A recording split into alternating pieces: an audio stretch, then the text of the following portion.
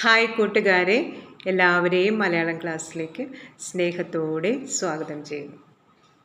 പിന്നെ കൊച്ചു കൂട്ടുകാരോടാണ് ഈ ചോദ്യം, നിങ്ങളുടെ പരീക്ഷയൊക്കെ എങ്ങനെ ഉണ്ടായിരുന്നു? ഇനിയിപ്പോൾ അവധിക്കാലം തുടങ്ങാൻ പോവുകയാണ് അല്ലേ? അപ്പോൾ വെറുതെ കളിച്ചു നടക്കുക മാത്രമല്ല, ഭാഷാപരമായിട്ടും ബുദ്ധിപരമായിട്ടും ഒക്കെ കുറച്ച് നിങ്ങൾക്ക് നേടിയെടുക്കണ്ടേ, കഴിവുകൾ നേടണ്ടേ? അപ്പോൾ ഭാഷാപ്രയോഗത്തിന് അല്ലെങ്കിൽ ഭാഷാപരമായ കഴിവ് വർദ്ധിപ്പിക്കുന്നതിന് സഹായിക്കുന്നതാണ് ശൈലികൾ. അതേപോലെ നമ്മുടെ ബുദ്ധിയെ ചിന്തയെ ഉണർത്താൻ നമുക്ക് സഹായിക്കുന്നതാണ് കടങ്കഥകൾ. അതിടയ്ക്കൊക്കെ ഞാൻ ചോദിക്കും.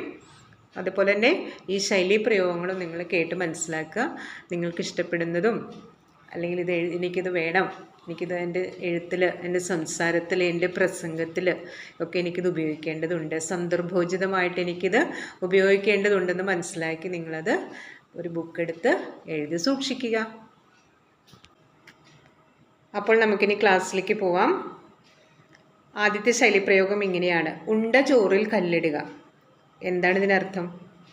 വളരെ പരിചിതമായൊരു ശൈലിയാണ് നന്ദികേട് കാണിക്കുക.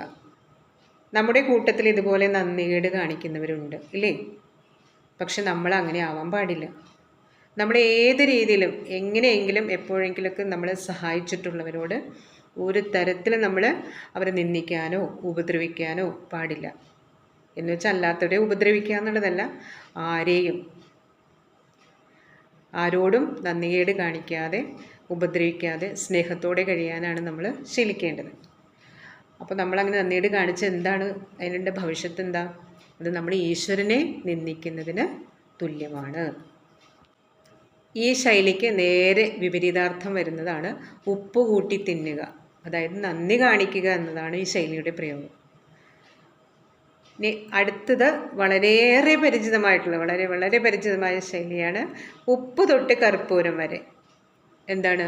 സകലതും മുഴുവനും. ഇത് കേൾക്കാത്തവരായി ആരും ഉണ്ടാവില്ല ഇല്ലേ?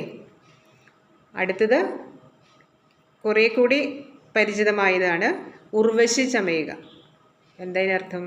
മഹാസുന്ദരി എന്ന് ഭാവിക്കുക.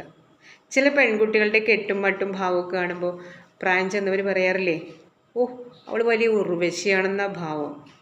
കേട്ടിട്ടുണ്ടോ? നിങ്ങളിൽ ആരെങ്കിലും ഇങ്ങനൊരു ഡയലോഗ് കേട്ടിട്ടുണ്ടോ? അടുത്ത ശൈലിയാണ് ഉപ്പും ചോറും തിന്നുക.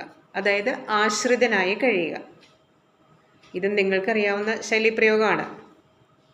ചിലപ്പോൾ പറഞ്ഞു കേട്ടിട്ടില്ലേ, ഈ തറവാട്ടിൽ ഉപ്പും ചോറും തിന്നാവും വളർന്നത്. കേട്ടിട്ടുണ്ടാവും.